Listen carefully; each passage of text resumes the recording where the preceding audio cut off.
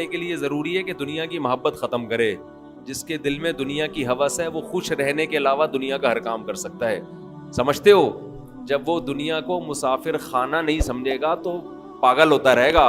ابے اس کے پاس پلاٹ آ گیا, ابے اس کے پاس گاڑی آ گئی, ابے اس کا امریکہ کا ویزا لگ گیا, ہم یہاں ٹھیلے بیچ رہے ہیں, ابے یہ سیدھا سیدھا بولو بھائی بھاڑ میں جائے. جب بحریہ ٹاؤن کے مالک کا جنازہ اٹھے گا تو میرے دوست نے 2 پلاٹ لے لیے تو کون سا تیر مار دیا؟ جو اونر ہے وہ مر جائے گا. ختم بھائی. تھوڑے دنوں میں ٹماٹر بیچو, رکشا چلاؤ, لینڈ کروزر میں گھومو, یہ تھوڑے دن کے کھیل ہیں, اس کے بعد ختم. قارون جب اپنے خزانوں کے ساتھ مارکیٹ میں آیا نا, قرآن کہہ رہا ہے, قرآن نے تو مارکیٹ کا لفظ استعمال نہیں کیا, جب اپنے خزانوں کے ساتھ قارون مارکیٹ میں آیا ایک دفعہ پورے جاہو جلال کے ساتھ, پبلک نے جب اس کا پروٹوکول دیکھا اور خزانے دیکھے, اس کا لباس, جب بڑا آدمی جا رہا ہوتا ہے نا بڑی عزت دی جاتی ہے, تو بے وقوف لوگ رالیں ٹپکانا شروع کرتے ہیں, یا لیت لنا مثل ما اوتی قارون. احمقوں اور بے وقوفوں نے کہا ہائے کاش ہمارے پاس بھی ایسی دولت ہوتی جیسی قارون کے پاس. کیا پروٹوکول ہے بھائی اس کا. تو قرآن کیا کہتا ہے؟ علم والوں نے کہا ویلکم, برباد ہو جاؤ, تمہارا ناس ہو جائے.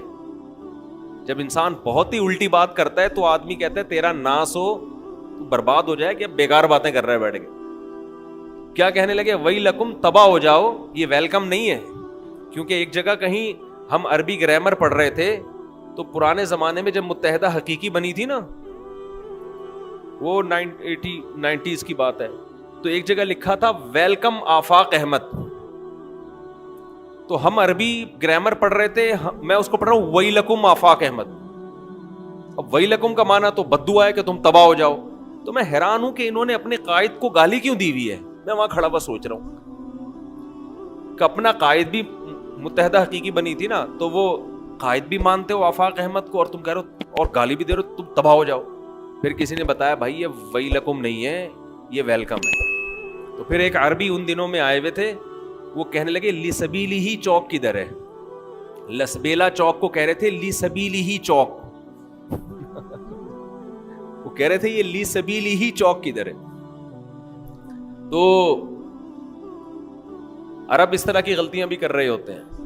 تو خیر, تو قارون کے خزانوں کو دیکھ کر بے وقوف لوگ کیا کہنے لگے؟ یا لیت لنا, ہائے ہائے ہائے کاش ہمارے پاس بھی ایسا جاہو جلال ہو, ایسی گاڑیاں, ایسی سواریاں ہوتی.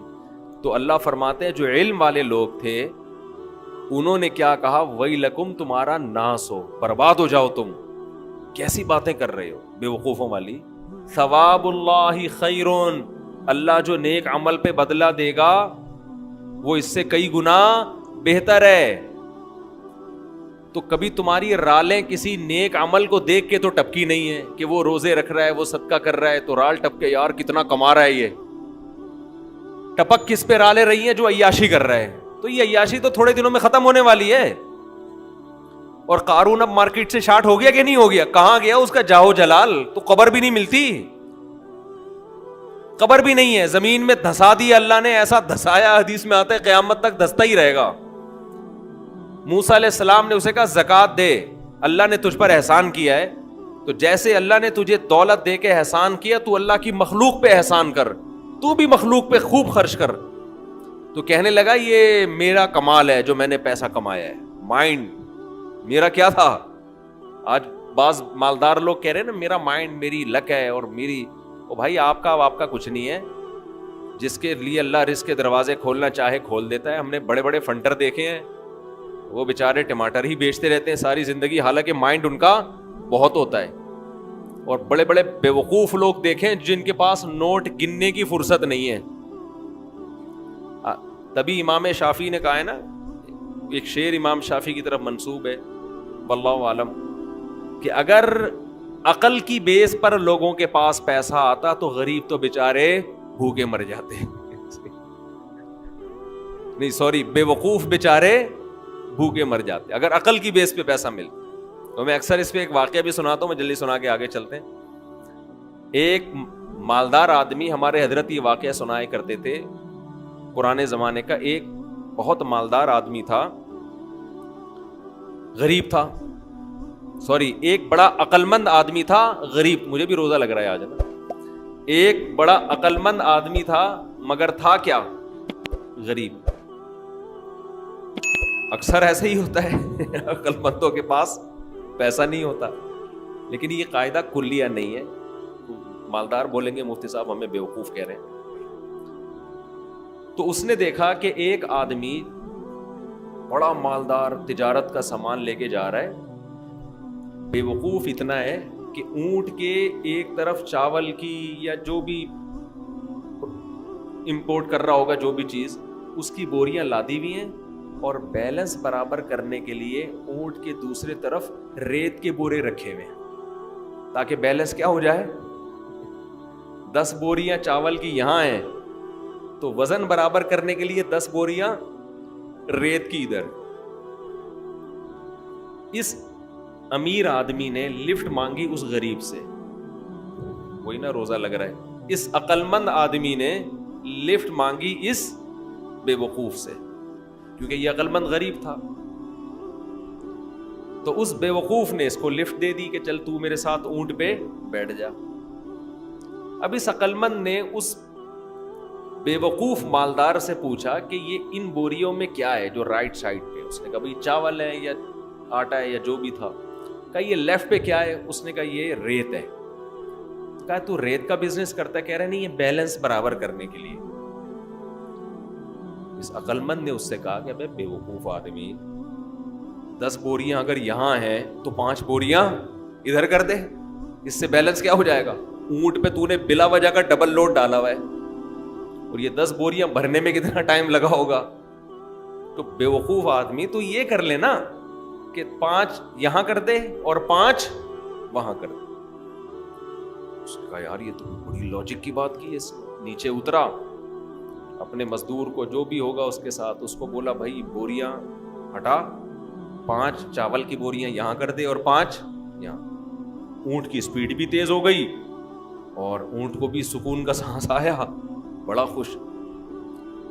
اب اس غریب آدمی سے اس بے وقوف نے انٹرویو لینا شروع کیا کہ تو کرتا کیا ہے. اس کا خیال تھا کہ یہ تو ارب پتی ہوگا جو اتنا عقل مند ہے, جس نے مجھے اتنے اچھے مشورے دیے. یہ خود کیا ہوگا, یعنی یہ میرے جیسے بے وقوف کے پاس اتنا پیسہ ہے تو اس عقل مند کے پاس تو اس کی تو ملیں چلتی ہوں گی نا. اس سے پوچھا تو کرتا کیا ہے.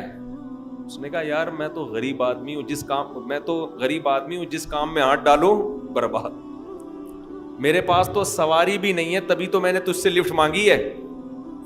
اس نے کہا اتر نیچے اتر. اونٹ کو واپس گھمایا, 5 بوریاں دوبارہ ادھر کی اور ریت کی بوریاں دوبارہ بیلنس برابر کرنے کے لیے ادھر ڈال. بولا تیری عقل کی وجہ سے تیرے پاس جب 1 کوڑی روپیہ نہیں ہے تو میں بے وقوف تجھ عقل مند سے 1000 گنا بہتر. میں تیرے مشوروں پر عمل کروں گا نا, میں بھی تیرے جیسا بن جاؤں گا. مجھے اپنے اسٹائل سے چلنے دے جیسا چل رہا ہوں. سمجھ رہے کہ نہیں سمجھ؟ میں جیسے اپنے اسٹائل سے چل رہا ہوں مجھے چلنے دے. اگر تیرے مشورے پر عمل کیا نا میں بھی تیرے جیسا غریب ہو جاؤں گا. لو کان بالحیل الغنا لوجدتنی بنجوم اقطار السماء تعلقی. امام شافعی کا غالباً شعر ہے کہ اگر تم دیکھتے محنت سے پیسہ ملتا تو میں پیسے کی تلاش میں آسمان کے ستاروں تک پہنچ جاتا. ہم نے دیکھا ہے بعض لوگوں کا ایک شوق ہوتا ہے, شوقیہ کچھ چیزیں پالتے ہیں رکھتے ہیں, وہ شوق ان کا بزنس بن کے ان کو کروڑ پتی بنا دیتا ہے, حالانکہ انہوں نے سوچا بھی نہیں ہوتا کہ اس شوق سے ہمیں کیا ملے گا, پیسہ. اگر وہ پلاننگ کر کے کرتے تو کچھ بھی نہیں آتا ہاتھ. اس کا مطلب یہ نہیں کہ آپ محنت نہ کریں. پہلے ہی ہمارے یہاں پوستی پن چل رہا ہے, اٹھتے نہیں ہیں, 12-1 بجے اٹھتے ہیں, ایک دکان پہ نہیں بیٹھتے. محنت تو کرنی ہے لیکن ملے گا اتنا جتنا اللہ نے مقدر کیا ہے. تو میں وہ عرض کر رہا تھا کہ نبی صلی اللہ علیہ وسلم نے جو مثال دی ہے نا کہ 2 چیزیں جوان ہوتی ہیں تو وہ 2 برائیوں سے مراد صرف 2 نہیں ہیں, بلکہ جو بھی بری خواہشات ہیں بڑھاپے میں کم ہونے کے بجائے بڑھتی.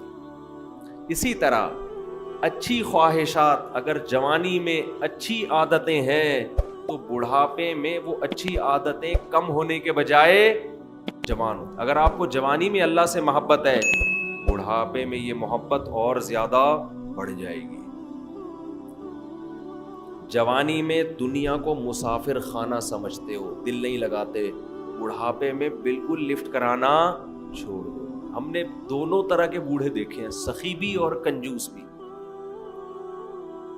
جو سخی ہوتے ہیں وہ بہت سخی ہوتے ہیں, کیونکہ وہ جوانی میں سخی ہوتے ہیں نا, تو یہ سخاوت بڑھاپے میں ان کی بہت زیادہ بولو بڑھ جاتی.